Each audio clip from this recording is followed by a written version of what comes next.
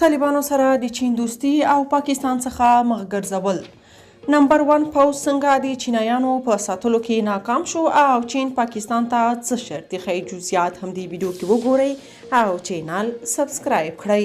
د وروستیو کې چې چین له طالبانو سره دوستانه اړیکې پراخې کړې او افغانستان کې مختلفو برخو کې پانګونې لپاره ملا تړلې او طالبانو هم د دوی امنیت په پوره معنا نیسي، نو چینایان پاکستان ته شا کړي او اوس ترې د پروژو په بدل کې د ځان ساتنې ضمانت غواړي.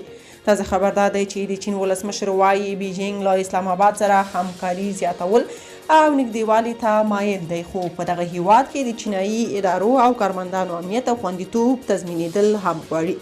د چین د بهرنیو چارو وزارت د اعلامیې له مخې شي جي پینګ دا خبره وړمه ورځ د پاکستان له لومړي وزیر سره په لیدنه کې کړې. چین د پاکستان نږدې ملګری او پانګوال دی، خو په وروستیو کلونو کې بیلتونپال او اسلام پال وسلوالو پر چینایي پروژو بریدونه کړي او د دغه هیواد وګړي یې وژلي دي.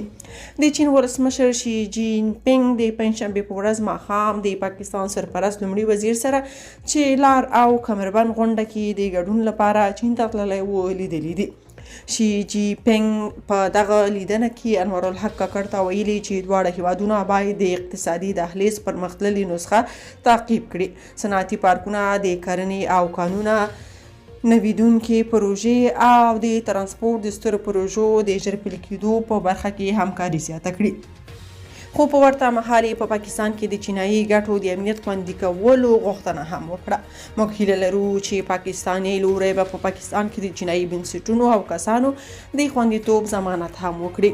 د پاکستان سرپرست لومړي وزیر انوارالحق کاکړ د چهارشنبې په ورځ وویل چې دغه هیواد د پروژې له مخې د 25 میلیارډ ډالرو په ارزښت له 500 ډېرې پروژې بشپړې کړې دي.